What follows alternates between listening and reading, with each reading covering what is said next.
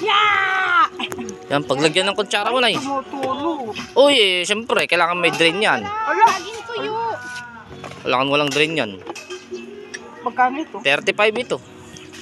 Presyong suki na yun kasi 60 ang benta ko dapat dyan. O ito, 60, 60, 120. Hindi na, 70 na lang ako dyan kasi may 10 lang ako dyan. 70. Oh, 140, tsaka 30, 170. Wala ka rin ganitong tinidor. Wala na eh. Matapos piyesta, balik namin sa iyo ha. Ay, kailan kayo magpesta? 19. Sa linggo. Ay, pupunta ako, makikain. Magkano nga rin dito sa akin? Magkano ito?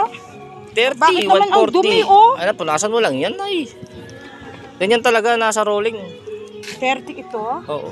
Pwede iparis na ito.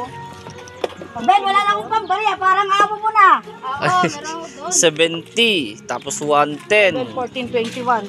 Wait lang, suki. Isarado na natin yan, 200 na eh.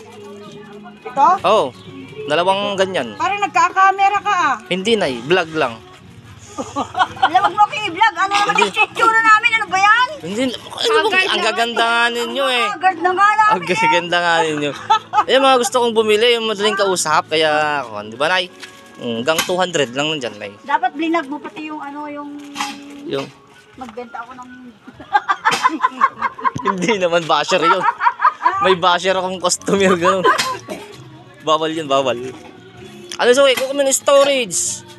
Meron na! Ayun, nabentahan ka na pa natin. Sige. Ang dami mong story. 6. Ikaw, bentahan ka namin. Gusto mo? Bago? Oo. Magkano? Oo. Benta mo. Eh, kung 200 sa kanya, 150 sa akin, wholesale.